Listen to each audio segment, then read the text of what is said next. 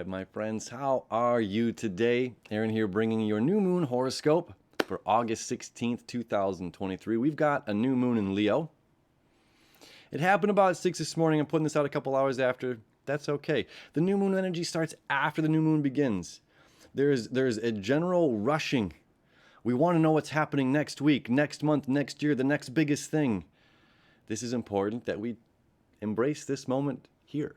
It'll be noon when it's noon. It'll be 3 o'clock when it's 3 o'clock. What will happen at 3 o'clock? I don't know. But when it's 3, it'll be 3.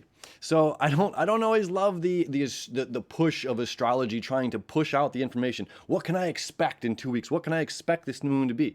Well, let's talk about it. Here we are in the sign of Leo. Where we did just come from, though, is an Aquarius full moon that I want to talk about for just a little bit before we talk about this new moon. The main thing I want to talk about in that Aquarius full moon that happened 2 weeks ago. Let me see if I can push this back. Boop, boop. We have one Chiron and the North Node now in the sign of Aries. The North Node has been in Taurus for the past 18 months and has now moved into Aries. Fire sign, okay? Leo, fire energy. Aries, fire energy. Aries is also right here. I have Aries turned off in this, but Aries is here, and Aries is very important, and we can talk more about that as this video continues. But there's a lot of energy in Aries saying, Aries is about how you deal with information that's given to yourself. Look, you are the flesh suit. You are the human being. You are the sun. That's what this Leo new moon is about, okay? You are the sun. This Leo energy is the sun. It's embodiment of the sun, okay? You. Heliocentrically, you are the star, the hero, the center focus of your journey. You are the focal point of your journey, and everybody else is a side character. This is the reality. This is a very real reality. You are the center focus in your life, but we have to pay attention to everybody else around us.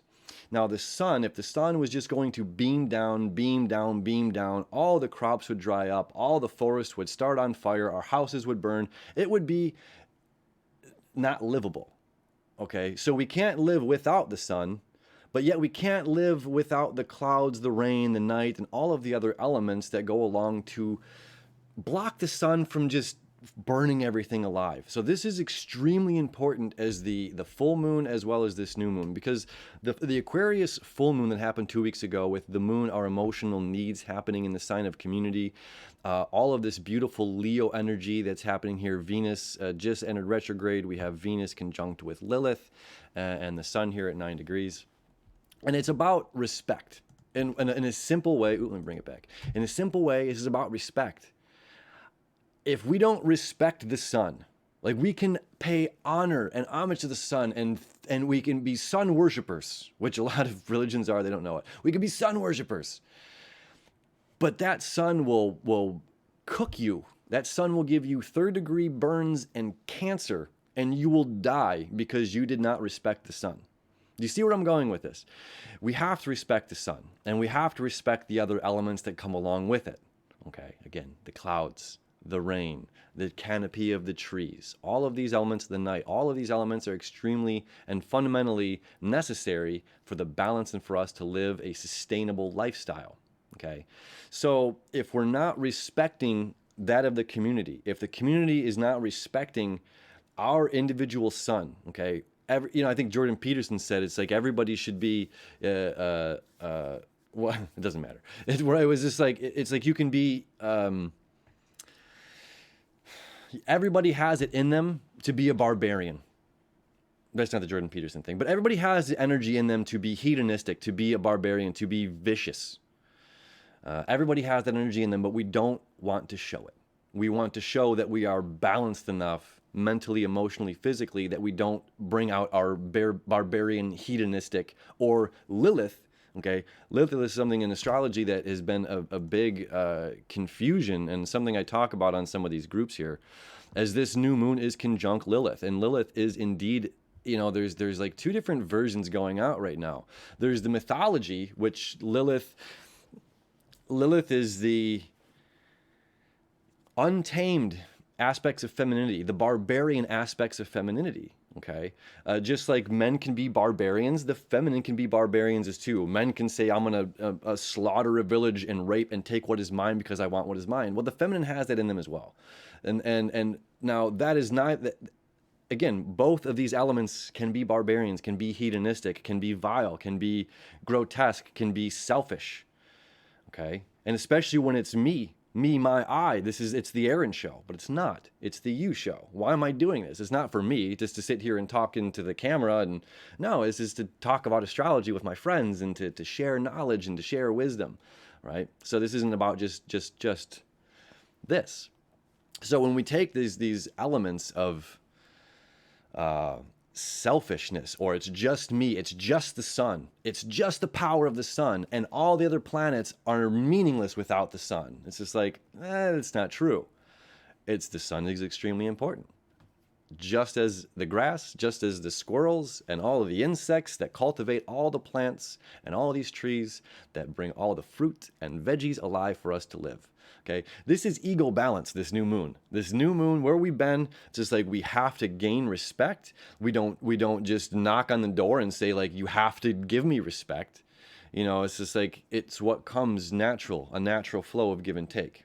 Because we're going to get burned otherwise. If we don't respect the other person, just the sun. We don't respect the sun, we're going to get burned. Okay. And then now you have to deal with that. You could have just had some sunscreen. You could have came prepared to the conversation. You could have came prepared to the meeting with the sun when you went to the beach. You could have had your sunscreen. But if you didn't, then now you're going to have some different ointments you're going to be putting on even longer, right? It's like, oh, you got burns all over your back or something. It's like, okay, now you're going to have to aloe it up and all this other stuff instead of doing the simple preparation to begin with. So part of this new moon, coming back here, is about loving ourselves. What is the sign of Leo? And Leo's not just about the sun and the moon, our emotional needs here, to be the center of our universe. This is the us show. But this little black moon Lilith here is reminding us to not be hedonistic about the me show, about the you show, that we need everybody else to play their part. And this is extremely important as this moon, black moon Lilith, and the sun are making these trines over here to the north node. Let me see if I can put this up real quick. Let's get Eris in here so we can see where that energy is at. Did I just pass it? There you are. There she is. Select. Okay. So we can see Eris is right there between Chiron and the North Node. So the North Node is telling us to go in this direction. Love yourself. Appreciate yourself. This is the you show. This is your story. This is your time to be incarnated on this planet. This is a celebration of you and your life in whatever flesh suit that you chose to be here in. Okay? So it's honoring that flesh suit. It's honoring your body. Honoring your body. Honoring yourself. This is a huge part of the astrology that we're in right now, a huge part of 2023 into 2024, okay? Because Chiron is going to continue to be in Aries, Eris is going to continue to be in Aries, and the North Node is going to continue to be in Aries. So these are all playing a huge aspect to this moon, to this new moon, because it's a trine of fire to fire. And it's just like, I need to be fully confident of myself and my abilities. And what I'm not confident about, I need to explore. Okay, now we don't have any Sagittarius energy, but what this is saying is like I have to be confident within my abilities to explore myself. What does that mean? I need to be clear, conscious individual that wants to explore my mind, that wants to explore my emotions, that wants to explore my physicality. Now that can be sexual, romantic, as well as physical, lifting weights, exercising, all of these things, okay? Healthy body, healthy mindset, healthy heart is extremely important right now. This is a huge element of the balance of the wheel of the zodiac that's going on. Also, we have Mars and Mercury conjunction happening here in Virgo. And it's saying, get very specific, get your mind focused, right? Mercury rules Gemini and it rules Virgo. And in Gemini, it's all the possibilities. And in Virgo, it's this. What do I want to do with my life? I want to make videos about what? About astrology. You know, it's like, what do you want to do? Okay. Well, this in this particular case, we have where our mind is, Mercury, our mental thought process, and Mars, which is about our I'm going to put one foot in front of another. If this is what I think, Mars is my action in order to get me there. So it's like, what aspects of service are you offering to the world? What aspects of service? Now, as some of you know who have followed this channel before, I work in the film industry. That's my main job. I'm an audio engineer in film, movies, television. And one of my friends, I was just working on House Hunters, and we were just talking with the director, and we're talking about Quentin Tarantino and Scorsese and these different mental ways of looking at filmmaking and storytelling and being of service. Okay. Now we talked about Tarantino, who is going to put out his 8th movie, and he says he's going to be done after that. I'm done after. I want to come in this highlight of my career, and I want to go out. It's just like saying I want to die looking young. I don't want to go through old age. I don't want to, this is a perspective, I don't want to have the elements of old age or wrinkly skin and that be my final headshot. It's a perspective. Then you got someone like Martin Scorsese, who's like 84 years old, who's still making movies, and he's going to be making movies till the day he dies. And you got somebody like Jim Carrey, which this is the important one. Jim Carrey here, he says, I quit. I have enough. This is Jim Carrey's approach.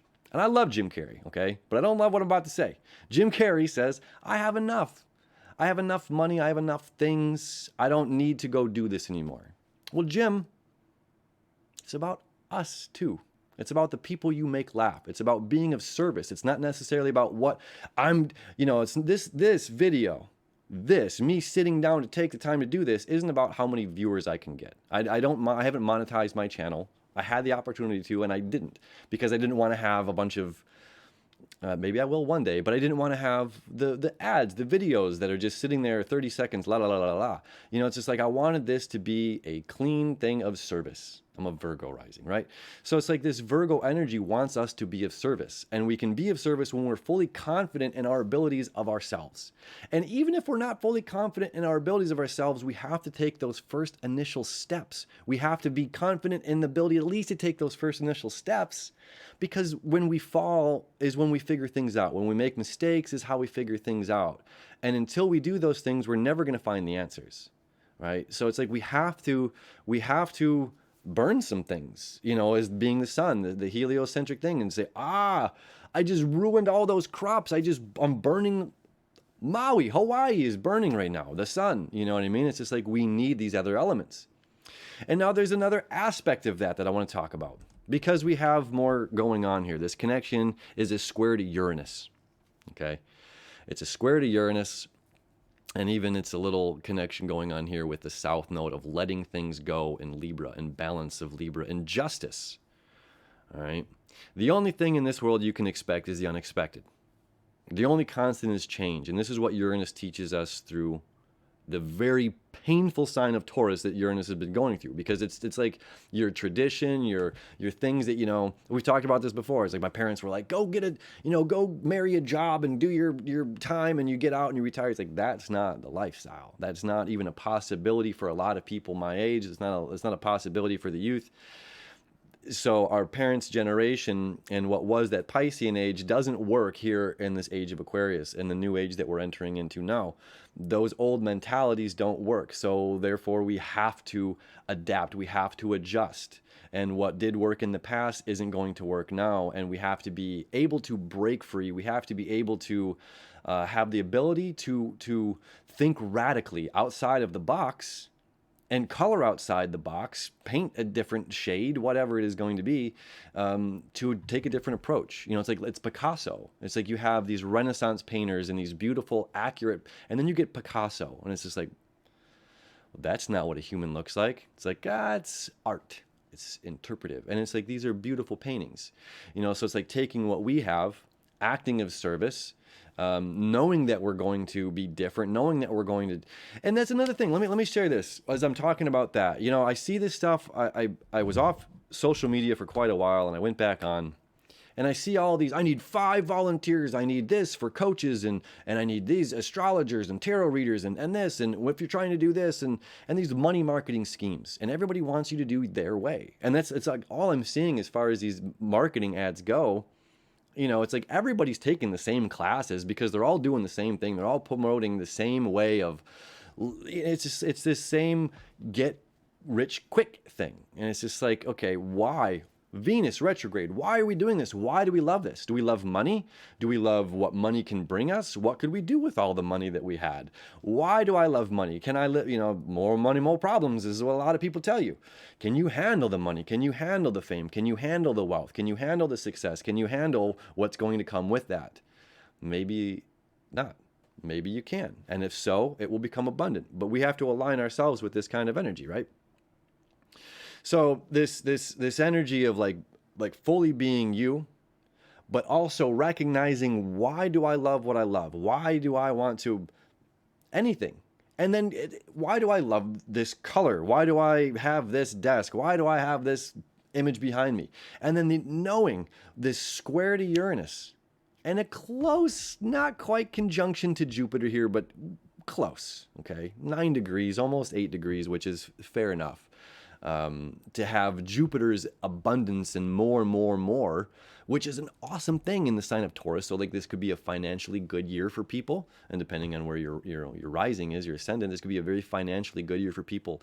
Create abundance in wealth, create abundance in your home, create abundance, breakthrough ways, especially when Jupiter comes to this, closer and tighter in this conjunction of Uranus. You're going to find a lot of people are breaking free financially, breaking free from the limitations, perhaps even of the mind. Mercury connected with Mars, we're making active steps to change our minds and apply actual information. When Mercury's here in Virgo, it's extremely accurate information. And we have what? We have Mercury conjunct Mars opposing Neptune. And Neptune and Saturn together here are a lethal dose. And this is like one of the last things I want to talk about is Mars and Mercury and Virgo. This is about very precise information, very precise and accurate information. Gemini, again, is all of the information, the right answer, the wrong answer, and you get to choose. Was it somebody ate a bat or something, or was this created in the Wuhan COVID lab in Wuhan, China? It's just like, I'm not having an opinion. I'm just saying there are possibilities. So it's like there's all these possibilities, right? This is the Gemini information. Is there this or is it this? Are we this or are we this? There's all these possibilities. Over here in Virgo, we try to make very specific and accurate.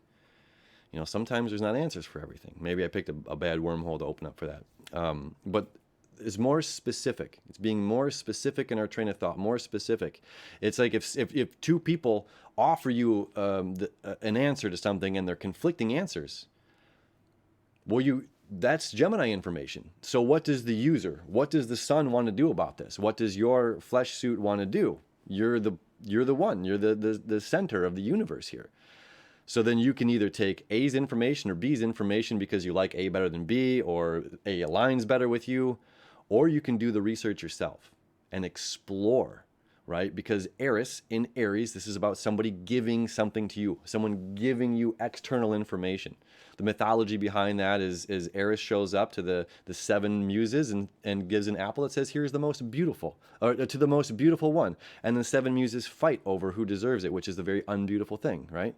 So it's just like how someone presents external information to you, how you internalize that information, how you regurgitate that information. Does that information become a belief, a conviction? Well, this is where the opposition between Mars and Mercury and Neptune home in Pisces, okay? Because Neptune has a lot of gravity, a lot of gravitas, or it's like the black hole of information. On one hand, okay, this is about a beautiful expansion. All right, now this is important. If this opposition, Mars, let's take action, Virgo energy, let's be very clear on it. And then Neptune is about a belief, okay, beliefs, and expansion of beliefs, expansion of possibilities of something. Okay. Now, if we create a YouTube algorithm by looking up the things. We like astrology videos pop up. We like tarot videos pop up. Okay. The more you search for something, the more you're going to find that certain thing. This is how the algorithm works. This is how our brain works.